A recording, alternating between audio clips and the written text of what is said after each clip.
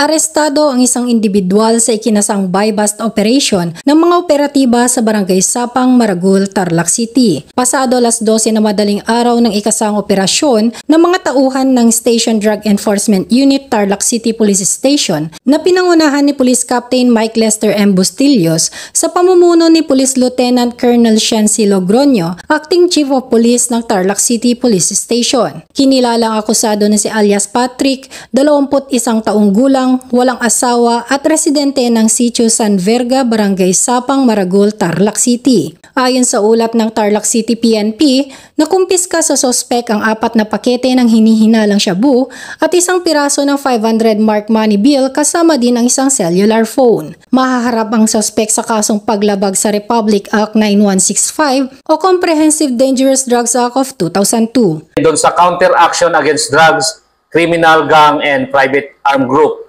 marami tayong ginagawa upang mahuli sila.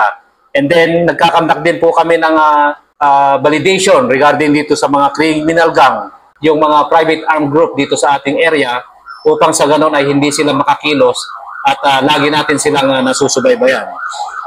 Dito po sa Peace and Order Operational Framework ng ating Regional Director, dito po may papakita na ang magre-resulta ito ng Safe Region 3 dahil nga po ang ating mahal na Regional Director, ang gusto niya dito sa Regional Office 3 ay ang kapulisan ay laging tumutulong or gumagabay sa ating mga komunidad.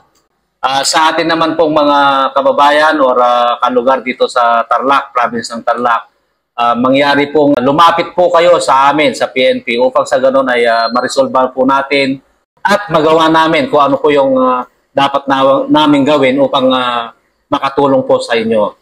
Mula dito sa Tarlac Police Provincial Office, ako ang iyong PNN correspondent, Patrolwoman Maureen Quiaki, alagad ng batas, taga-taguyod ng Balitang Pulis.